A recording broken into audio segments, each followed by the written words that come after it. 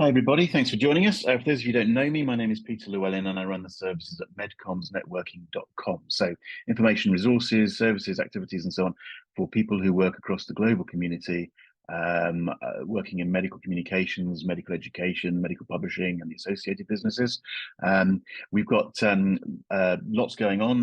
Have a look at medcommsnetworking.com, but we do a lot of video type, webinar type work. You'll find more than 600 videos now over at NetworkPharma TV, many of which are based on webinars like this. So there's a lot of content over there to go and have a look at. Also, a quick shout out to anyone who wants to come into the business, maybe as a medical writer or account manager. We provide a lot of information specifically for you at firstmedcommsjob.com. Okay, so lots to have a look at if you've not seen it before. Today's webinar, one of the things about this technology, the webinars and so on, is we can get people from all over the world. We've got a good international audience again, and we can get specialists in from all over talking about all sorts of topics of interest to MedComms. AI is obviously a hot topic at the moment.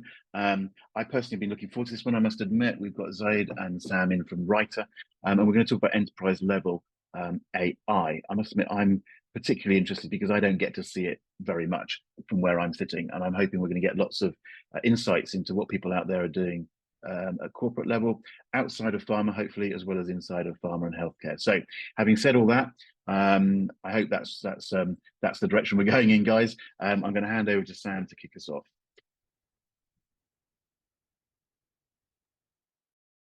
Thank you, Peter. Great. Well, great to see everyone on the line. So my name's Sam Pitkeathly. I'm based here in London and work for Writer. And what I want to do today is really bring you up to speed with who Writer are, and some of the work that we're doing with a broad range of different industries, actually. And then going to hand over to Zayed, who's our expert in the healthcare space, and he's going to talk specifically around what we're doing with healthcare at Writer. So Zayed, if you don't mind sharing the screen, that'd be great. Perfect. So Writer, we are what we call a full stack generative AI platform.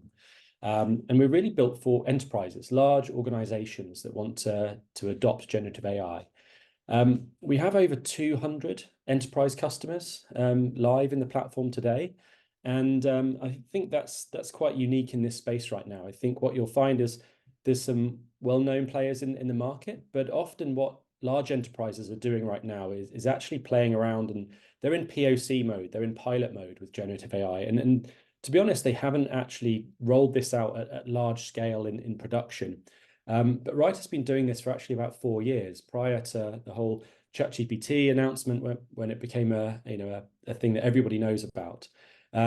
So we have some interesting stories from working with these large organizations. We work with, I'd say we're an AI company that sells to AI companies. I mean, we get supplied our chips by NVIDIA, but they also use the platform for a lot of their marketing and communications. We work with the likes of Salesforce, Goldman Sachs. Typically, our main sort of enterprise customers fall into financial services, healthcare, pharma, retail, and business-to-business technology. But we have customers actually from quite a broad range. And during the last 4 years since we started, we've been working with some big brands and had huge, I would say, transformational change and impact on some of these brands. So, for example, United Healthcare, they quantified that they're saving literally about a day per person a week. So not insignificant. So huge sort of productivity gains. And then from more of a sort of a marketing communications perspective and driving top of funnel, with some retailers like Victoria's Secret, not uncommon to increase some of the traffic around 40% through SEO and marketing communications. And then we've got use cases where we've got some financial services companies that are using our technology to get faster time to insights, actually connecting a lot of their proprietary data to our large language model and actually getting front of house staff able to surface insights for those customers much quicker. And then if you look at sort of time to market, UiPath, they've literally been able to reduce their content creation cycle by 50%, cut that in half. So it allows them to get copy out and time to market is sped up significantly. And then we have quite a few brands that are really working on rebranding and making sure they've got compliance around their brand and tone of voice. So Sixth Sense, for example, they I think they acquired a new company and they had to rebrand 100 blogs, and they did that in 100 minutes. Obviously, there was a bit of work building up to that, but essentially what they did, they created a template where they're able to do that rebrand very, very quickly and rewrite copy. So what the full stack is, just to explain that for everybody, we have the whole stack here with fundamentally the large language model. So the Palmyra family of large models is owned and created by Writer. These are really high performant LLMs. They're right up there with ChatGPT 4. And actually, if you're looking at production ready models, it's benchmarked as the highest performing model that you can get as a benchmark by Stanford Helm. We also have a family of models. So we're bringing out models that are financial services focused, medical focused, vision models, as well as mathematical models as well. So that is kind of at the core of what we call the full stack. On top of that, we have something called the knowledge graph. So I don't know if any of you are familiar with RAG, Retrieval Augmented Generation, but this is essentially where companies want to connect their own data sources into the stack of a generative AI platform so that the LLM can retrieve information, so Q&A, and compare data and analyze data very quickly and accurately. So that is our knowledge graph. And then a key couple of elements on top of this is the AI guardrails. So where large organizations want to create copy that actually sounds like them, we're able to actually enforce their brand and also their compliance rules as well around the language that they're creating. And then finally, I think the last mile that you're looking at is really the application layer. So how do we, I would say, democratize AI so that anyone in an enterprise can use it and create content? So we have a really nice user interface that allows you to plug and play and write copy very quickly. And you don't have to be a prompt engineer. You don't have to be an advanced prompter that knows exactly how to prompt the platform, because a lot of the AI, the application layer is built for everyone to use. We just launched some vision capabilities. So we have a model specifically that's able to understand images, so and turn that into text. So we've got sort of three main examples of how this is used. It's either to govern content. So some pharmaceuticals are looking into checking their compliance and brand standards against images and checking that is compliant. We've got the ability to analyze images. So for example, you could load in an infographic and have that explained in text very, very quickly. And then we have some of our retailers looking at more of the creation of content from an image. So for example, if they load in one of their products, it could literally create a product description off the back of an image. So some exciting use cases to come. We also have multilingual capabilities, so over 32 languages. So what's interesting about this is that not only can you translate, so for example, English to French or Lithuanian, you can actually create in these languages from scratch. You're not having to translate. So it's transcreation as well. And we've benchmarked these languages actually with some key partners like Stanford, and it's actually coming out higher performant than a human translator could translate as well. So really good quality translation for all of these languages as well. And then next slide. And then just want to talk sort of broadly across how customers are using this across the different industries that we work with. Zayed will touch on some of the specific healthcare use cases, but really it could be very broad ranging across the enterprise, everywhere from kind of internal use cases, maybe the IT team or finance team or HR team might be utilizing the platform. And then you've got product and design teams, sometimes with using Figma to create copy. And then often we sit, I would say more often not, in marketing and PR and communications, everything from creating new landing pages, blogs, white papers, newsletters. Those are very common use cases across our customers. Okay, on to Zayed. So that's a little bit of an overview, very broad, but hopefully kind of gives you a bit of context for what Zayed is going to bring to you now. Thank you. All right. No, thank you for the introduction, Sam. So my name is Zayed Yasin. I'm the healthcare industry lead for Writer. And by background, I am a clinician. I'm an emergency physician and still maintain a part-time practice in the US. And my journey into generative AI started in the last healthcare delivery company that I was working with, where we were taking care of really complicated multi-sick patients.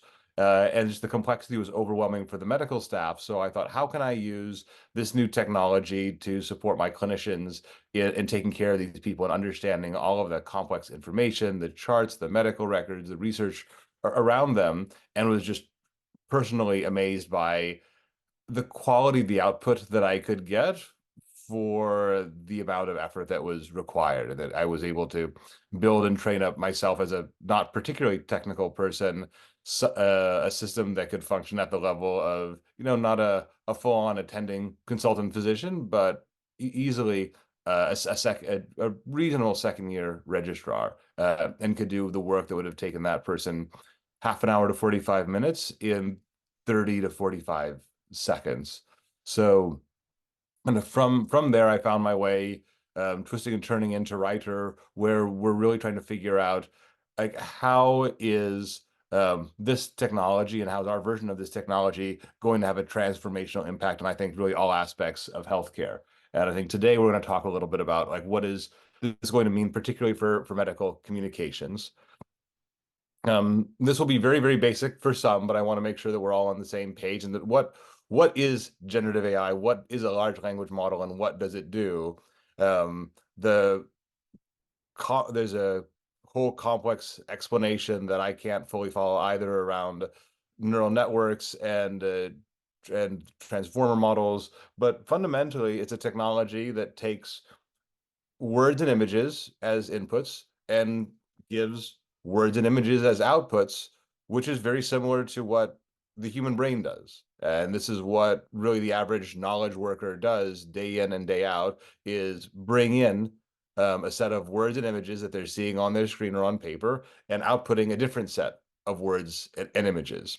But despite Sam Altman and OpenAI statements to the contrary, I don't think that we're anywhere near any artificial general intelligence of the Matrix, or anything that you or I would call real sentience.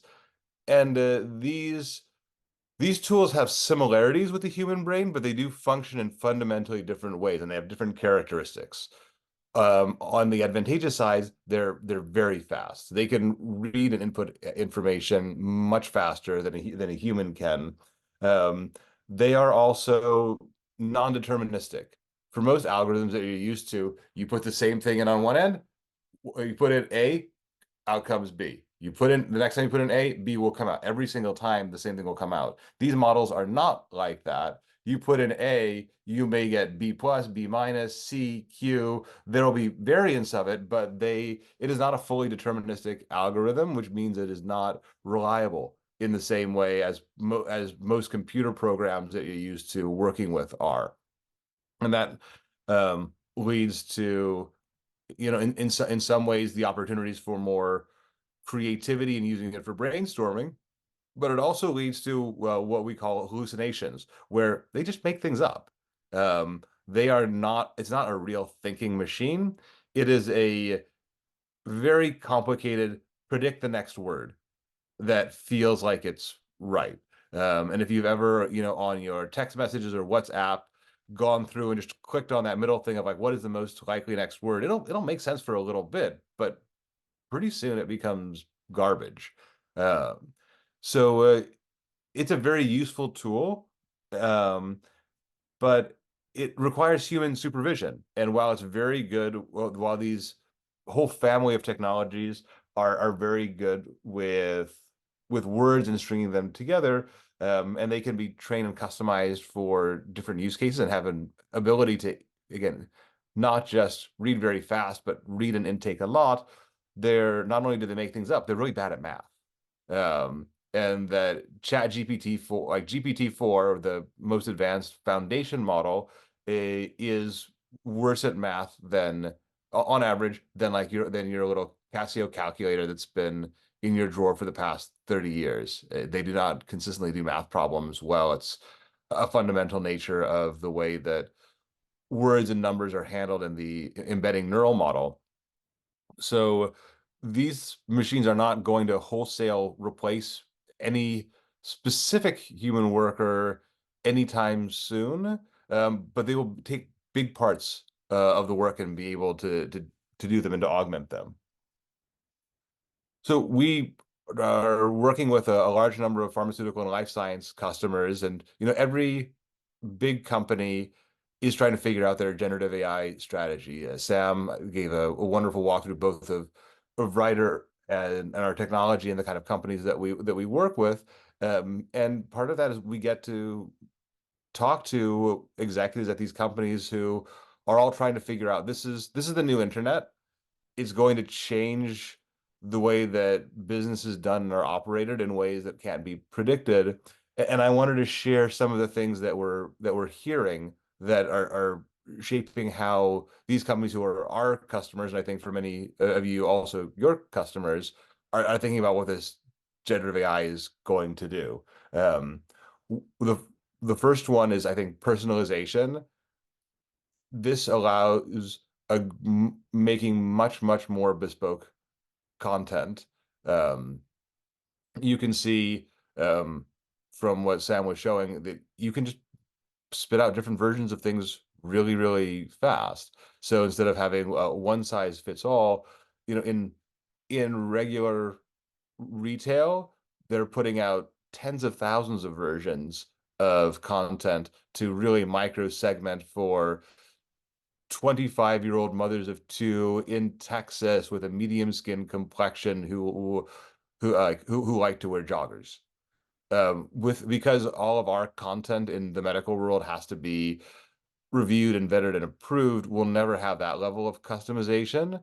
But I think we're going to see at least an order of magnitude increase in the amount of versions of things that are going to need to come out to enable content and wording, especially for consumers and healthcare providers, to feel much more bespoke and personalized.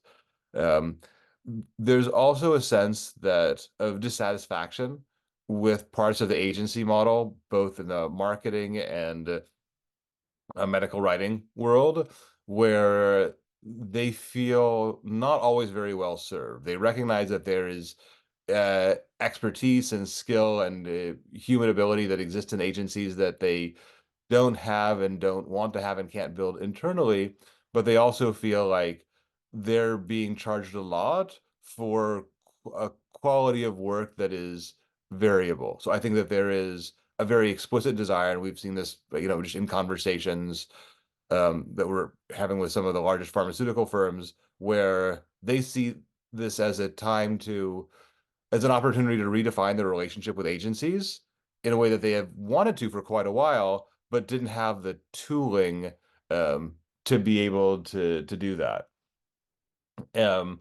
They also are very interested in how this is going to change the way that content is reviewed, whether it's called a medical legal regulatory, promotional review committee, RLM.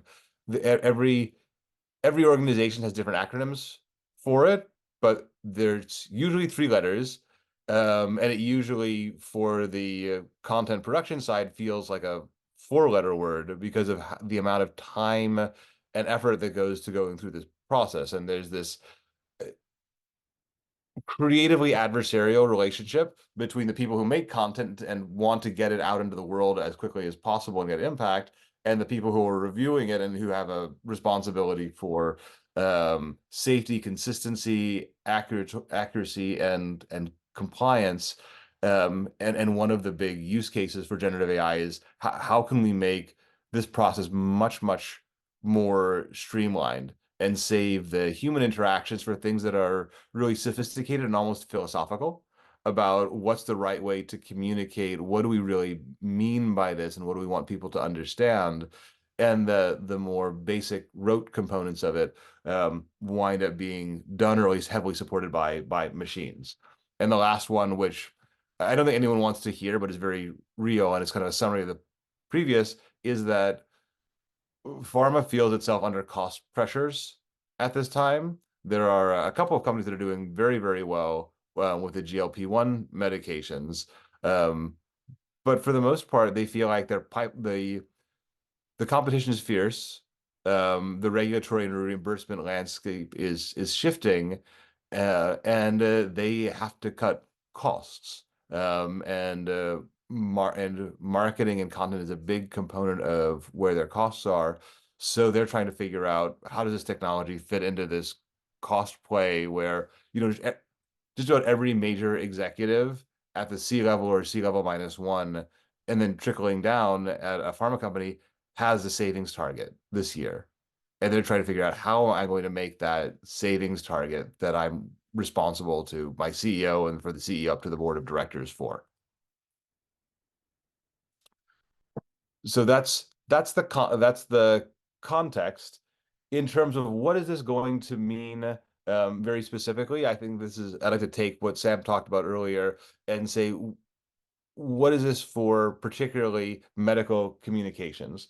And this technology, we see it as helping to understand, generate, and review content in a faster, higher volume, and more efficient way that has been possible before. And really the impacts within the life sciences industry being focused in three main divisions, who I think are probably three of the largest partners and customers for people on this call, around the commercial and marketing organization, medical affairs, and then development and trials.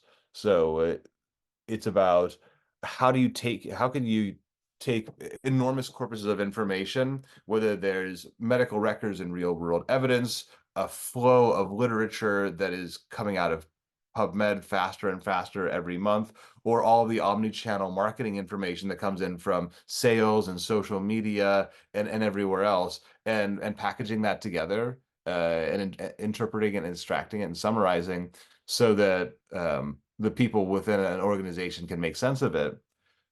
Generating content, and really at all stages, from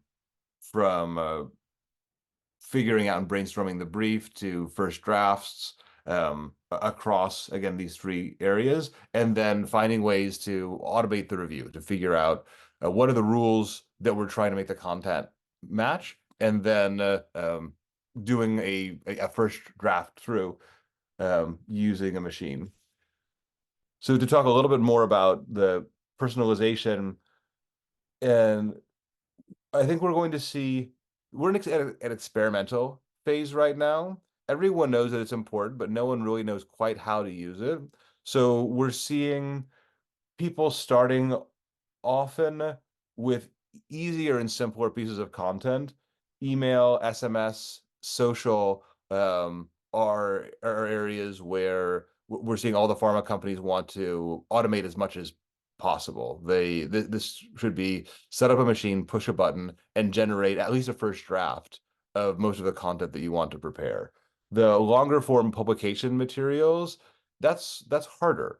The first steps that we're seeing activity are in terms of doing plain language summarization. So taking a full research publication article and being able to customize that for either the lay public, or taking like an oncologist specific paper and giving the capsule that you want primary care or a GP to understand. Some work around doing the restyling. One of the big companies that we're talking to wants to say, okay, we submitted something to the New England Journal of Medicine, it didn't get accepted, we're now going to put it to the Lancet, but the Lancet wants it in a fundamentally different, has different expectations, so now we have to change it. And that's a painful, laborious process. Can we train a machine to have all of that style change built into it and do an automatic restyle? Again, nothing will ever be 100%, but to do 80-90% of the work, so that the skilled human is really only doing the last mile. I think generating the research, the initial research publications, I think that's going to come. People seem to have that in the back of their heads, that that's the next thing that they want to do, but they're not comfortable enough with the tools yet to go very deep in that. So I think people are experimenting individually with some tools, whether it's Writer or ChatGPT, to start doing some of that material. But I think that tends to be seen as a next step. I spoke a little bit about the personalization, and again, this is something where for every piece of content, they're wanting to have it manifolded into different versions that can be served out through different channels, and as well localized. So you can, rather than having as much work being done locally, I think there's a desire for more centralization of initial content production globally, and then to be able to like click a button and customize it not only for, let's say, the French language, but for the French medicines authorities review guidelines, and what you can say or can't say in France that's different from the US or the UK. So they're this, I think, will likely drive some degree of centralization, because it allows a central content library to be much more customized for different environments. And this slide is a lot to look at, but it really shows, I think, the way that generative AI is going to fit in different places throughout the entire content cycle. And this will entail building up different applications and different tools. And this is something that if we have time, I'd love to like discuss with this group a little bit about where you see the first applications where it's most useful over time. I would say at every stage from brief generation and content strategy to content distribution, there's going to be a generative AI component in it. And some of that is going to live within the pharma companies, some of that's going to work within the agencies. But this is going to be a multi-year journey where both agencies, creators, and then the pharmaceutical firms are going to say, like, where can I get the most return and impact from improving the tooling, to decide where to start first. And I have some examples of slides, but I think it's actually more interesting if I can figure out how to do this to show in real time what does this look like in an actual generative AI engine. And so here you can see this is our Writer platform, where you can build any number of like applications for a specific use case. And here we've taken a system that takes the prescribing information from the FDA. I think this is documentation that probably most people on this call are at least somewhat familiar with, in terms of this is the Bible for this drug about what you can and can't say, what it's used for, its indications, etc. And that includes, not just the the name in the background, but here are the indications, warnings, adverse reactions, and these tend to be anywhere from like 10 to 20 page, quite dense regulatory documents. And so we feed that in, and then you choose who are you trying to talk to, and these are 3 that we've chosen almost at random, but you could choose any groups: high prescribers, low prescribers, etc. And from that, within, let's say, it's probably about 45 seconds to a minute, we're able to automatically first extract out indications. What does the FDA say that this is indicated for? What are the key risks associated with the drug? And then putting together the start of a campaign in terms of messages that for the drug that you would want to be building a campaign on: efficacy, safety, tolerability, etc. And then does a first draft of the actual content and materials. So here at the top, you can see there's an email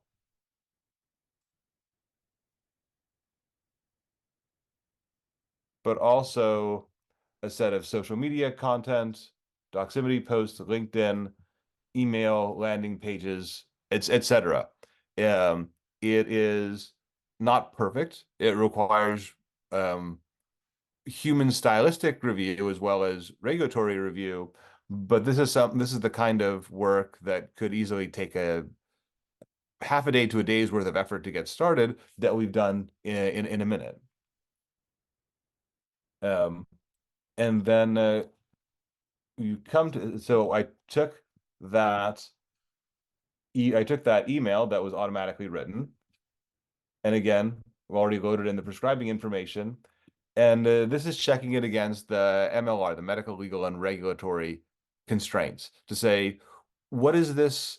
Does this follow the rules? And this demonstration is relatively simple. It's not looking at the entire set of rules, either that would exist from the FDA or the European Medicines Association or the UK or other European, Japanese, or Chinese regulators, but it gives a sense of the concept of the kind of things that you can look at and automatically check content for things as simple as, did you put the drug name, the brand name and the generic name together the first time that it's mentioned? It's a very basic rule, but it's something that gets messed up a lot, and something that the people who do review complain, like, why am I seeing this question again and again? And having to like make notes and spend review time on this. This kind of thing can be, and it's an easy thing to miss, especially when you're doing a large volume of content that in like one piece, one version, that was missed. This allows you to automate that. Also, that you have contact information. And then from there, you can get a little bit more sophisticated. Do you have a good description of the indications for the medications? And do the indications that are listed in the content, do those match what's in the prescribing information? And the same kind of question around claims made and the way that it's discussed risk. And you can see that, and we've left this a little glitchy on purpose, so we have problems to find, that this has found it's found some things that were compliant. The claims and the indications seem pretty good, but the risk communications weren't adequate. And this is something that you could easily spend a week on in review, but now the people who've generated the first version of it know they need to go back and fix this before submitting it into the into the formal reviewers. So some other things that we could show you, but I want to make sure that we leave time for some questions and discussions. So I'd like to open things up. Can you upload multiple documents, market research in order to build tailored messaging according to insights about? Yes. That's something that is usually done through a technique called retrieval augmented generation, RAG. For Writer, we have a system called Knowledge Graph where we do that, where you can really build up your own proprietary like knowledge base for a specific brand or product or disease area, and then be able to query it so that everything that you generate or everything that you research or everything that you want to even just learn more about like comes out of that specific knowledge base. Data confidentiality, people really care about it. And so this is part of the reason why we're organized to have everything very separate between all of our different clients. There are different technical ways that this can be deployed between a single tenant cloud or a multi-tenant cloud with an individual instance. But fundamentally, everyone wants their data to be their own, and that information to like never mix with anybody else's information, and in many cases to like minimize the amount that it winds up going out over the web. So we're built and organized so that like say Pfizer's version is Pfizer's own version. That information and that data that's used to train Pfizer version is never seen by, let's say, Roche's version or Merck's version. It has to be kept very separate. The benefit of putting data in a large language model than a bespoke, creating a bespoke language model is really hard. Like, it requires a lot of technical skill, and machine language engineers, which are very expensive, and hard to manage, and just right now rare because everybody wants them. But that being said, there are gradations of large language models. The biggest models that are in production is probably GPT-4, and that's somewhere in, I think, the 1.5 trillion parameter. They're not very, despite being called OpenAI, they're not very open about what exactly they're doing, and the details of what their data is, what their models are trained on, and how they're organized. But that's somewhere in the probably 1.5 trillion parameter range, which is very expensive and cumbersome to run. The performance, and the flexibility of it is tremendous. Our model is to, like, most of writers' models are in the 20 to 50 billion parameter model, which it's still a large language model, but it is much more modular. And so it's possible, like, it's not possible for you to have your own Pfizer version of GPT-4. It's just too big. The model of, like, the writer model is that you have your own version of it. And that's also when people talk about using Hugging Face and building stuff off of, let's say, a llama model, for example. That would also be kind of your own version of a large language model. It's just taking that open source model and making it work for you is a lot of work.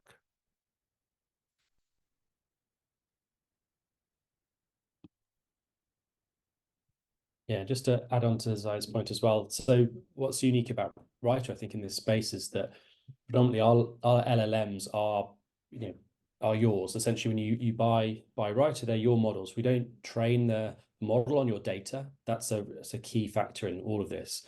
And we also did a lot of work to actually cleanse the data. We didn't train on the whole World Wide Web and train it on poems and code and absolutely everything. We were very, very particular on training it on business communications, that enterprises communicate with. So everything from press releases to email to web copy, and taking all of the copyrighted content that exists out on the web as well, and make sure that we are training it on legitimate content. And that can't be said for a lot of the LLMs out there. And yeah, we have a slightly different approach to that.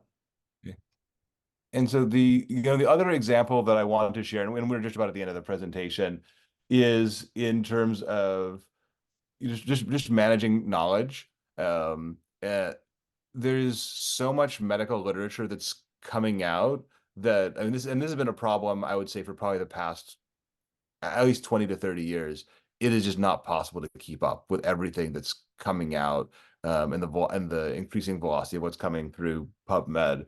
So for any form of, analyst, writer, like, how do you know what you need to know? And this is what these, like, retrieval assisted systems, the knowledge graphs, are useful for. So, like, this is an example for, we've taken probably 50 different studies and clinical protocols on the GLP-1 medications, the Wegovy, Ozempic, anti-diabetes, obesity medications, and then put it into a knowledge graph so that you can query it and ask questions of it the way that you would query, say, an endocrinologist or an expert. But for most of us, you don't have an endocrinologist in your pocket with the same accessibility who can read and parse out the literature at the pace in which you need to in order to understand whether it's the competitive landscape or the sources that you need for doing an article. So what is this all going to mean for medical communications?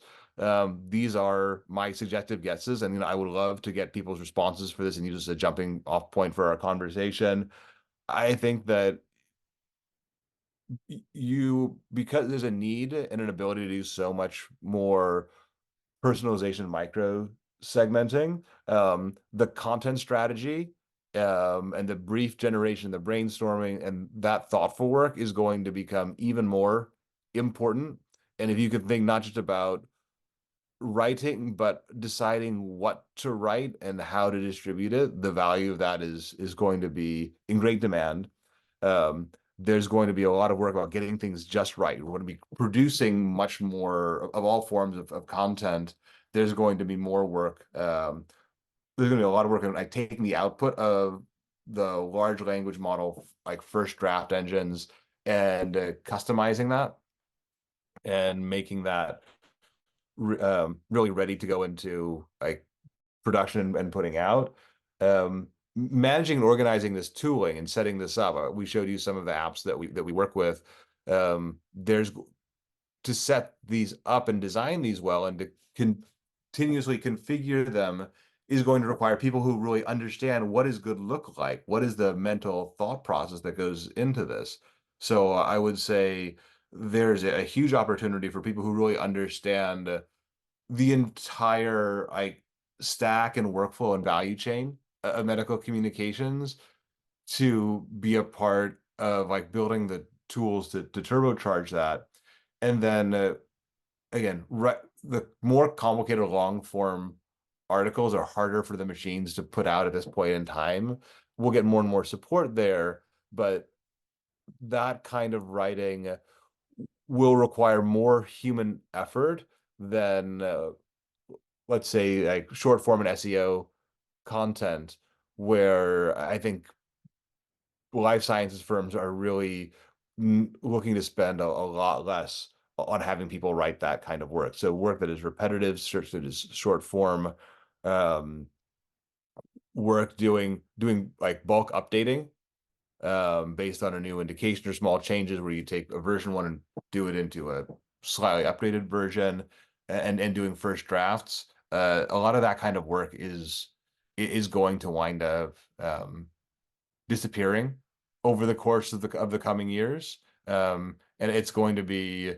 I don't think anyone knows the details and the pace of how it's going to play out, but I think that it's clear that there is real change coming. Sorry, I'd also just add this slide. I wouldn't say it's even unique to medical communications and pharma. Actually, there's many parallels in the retail sector, in banking and finance. Actually, I saw a presentation from Salesforce, and it was from one of their heads of content and marketing, and she was just talking about, she was really championing writer, and she was explaining how she was training internally the teams to actually lean into AI, and really they're training them up to be those prompters, and training the technology and understanding what good looks like, understanding the whole process, so that they can then leverage writer in the right way. And they became very, very, or her and her team became very, very important to, the strategy of Salesforce. So it's very similar, I'd say, in that's in big B2B tech, similar things in retail.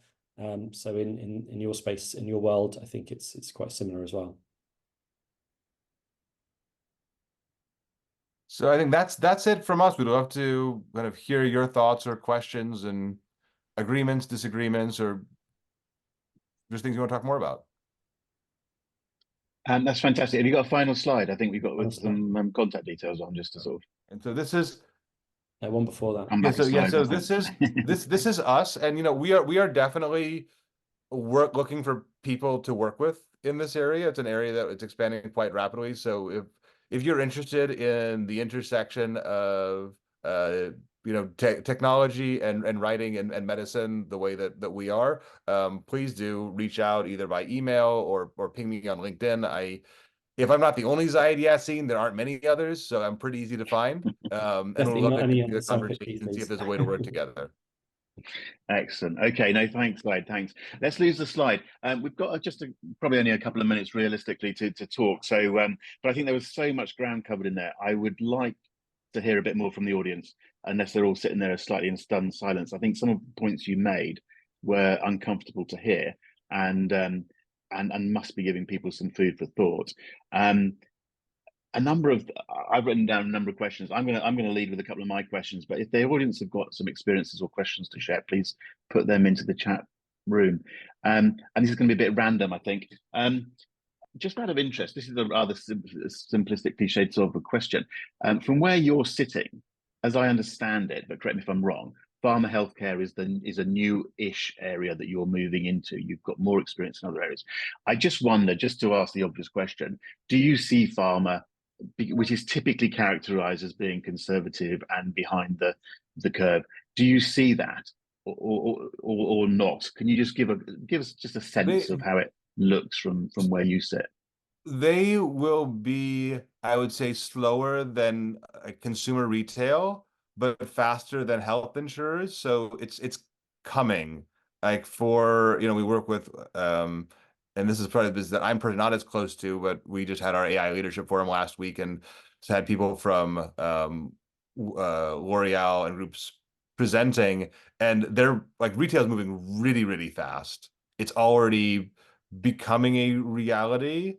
Like they've done the experiment, they know that it works, and they're trying to figure out how do they go big with it. I'd say pharma is like one step behind. They think it's going to work. They're experimenting, but need probably another 1 or 2 iteration cycles to figure out what exactly they want before they go to scale. But Peter was just sharing something with me about how Merck had just rolling out its own like Merck GPT.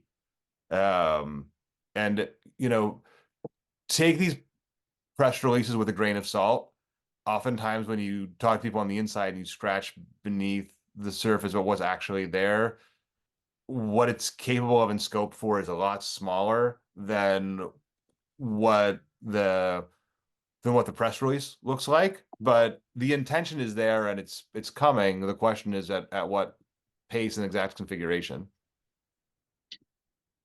I mean, again, I say I'm being a bit random about this, but one of the things I jotted down was, I think you said, if I'm understanding correctly, with a platform like yours, I guess we should stress, it's geared up for people to use it in a very natural way. You don't have to be trained. I think Sam was talking, the prompt engineering type idea. Is becoming less. I mean, is prompt engineering sort of so last year? Because because a lot of people think they have to train themselves to be a prompt engineer, and there's going to be lots of highly paid jobs as a prompt engineer. But with platforms like yours, are we actually we've moved on from that already? Our platform has configuring our platform involves a fair amount of prompt engineering on the back end. We do some of that, and Right. our customers do some of that, and consultants do some of that. So prompt engineering is a really important skill. There's going to be a need for a bunch of people to do it, but not everyone. I think that our idea is that within a customer, there'll be a couple of people who are really, really good, a large number of people who are okay, and then a bunch of people who don't need to know it because they're using the front end of the tool. It's definitely a really useful skill, and if you know both medical communications and and are a good prompt engineer and can prompt engineer a machine into doing the job well, like there are definitely roles for that. Whether that's going to be a one-to-one equivalency in terms of like the total mass of jobs, I'm not sure, and I'm a little skeptical. Yeah, I'd just add that, yeah, absolutely. Prompt engineering is not going away. And a small number of people in the organization need to be good at that. Because what we're creating is the ability to scale this across a big business. So you don't have to have thousands of staff being great prompt engineers. What you do, you have a core team that can do that and actually tailor some customized, what we call customized apps. So like you saw those templates on screen in the live demo, sitting behind that is actually all the prompts, and that's been done by either writer or someone internally. But the way this scales and allows everyone in the organization to create content that's quite repeatable, quite consistent in a structured way, those templates are very, very useful to democratize that whole prompt engineering requirement and just say, here are the minimum inputs. Maybe I'm just dragging a URL, I'm listing a customer name, whatever that might be, minimal input, so you then can generate that consistent output on the right-hand side. So yeah, it's not about everyone being prompt engineer. It's trying to template some of these use cases so it scales and is really too easy to roll out. Okay. Alexander Jones, what are you saying? I think they're talking about the move towards a lot more short-term content being put out. We're all time poor. I think what we're getting at there is, or the question is, are we going to see less long form content? But is this just an accelerate? It's just a chicken and egg. I mean, we want more short form content. We've got tools that can now produce masses of short form content, so we're just rushing very fast towards short form content for everything, which strikes me as being a slightly dangerous area to go into. I mean, we still need the long form content at the base there somewhere. I don't know, I'm fumbling with my words. I agree with you, Peter. Like the peer-reviewed long form, like the peer-reviewed manuscript is the source of truth.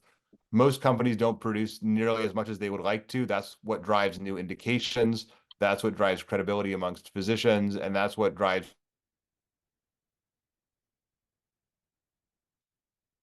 to like development teams. It's putting that stuff out is still a bottleneck. So I think that right now they're not putting out as much as they would like to be able to, as much as they have raw data and content that they would like to publish. I think that we'll see more of that. Okay. I must admit, I thought when you give, I mean, some of the numbers to begin with, I thought were absolutely mind-blowing, actually. If you can really produce those sorts of increases in efficiency and all the rest of it, it's incredible. But also, I just thought, the translation, the comments you made about translation are mind-blowing. And sorry, I realized it was me that had gone. Sorry. Okay, we ought to wrap this up anyway, but sorry, what you were just saying, Sam, sorry. Just talking a bit more about our language support. We've got all of these languages capabilities. I think it's over 32. But what we did, we actually tested this for creating content. So in this, we'd look at massive multitask language understanding. So this covers 57 tasks, including maths, US history, computer science. So a great way to sort of benchmark LLMs in general. So we've done that in all of these languages. But also what's interesting, I think, is the Blue score. So Blue score is a bilingual evaluation understudy. And it's worth noting that any Blue score above 60 indicates a higher quality translation than a human translation. And you can see here the Blue score, pretty much most of these, the vast majority over 60, some in the 70s for the languages that we've benchmarked and tested. So really, obviously, we're very happy and confident in the translation quality that we've got here. Okay, guys, I'm back again, aren't I? So huge apologies from my point of view. This is extremely rare that this happens, and I'm sorry it's happening at my end. So look, I think we are over time anyway. So look, can I draw a line before I get lost again and say a huge thank you to you both.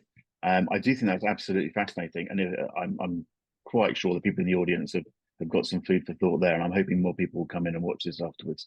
I can talk for you. You've already effectively said it.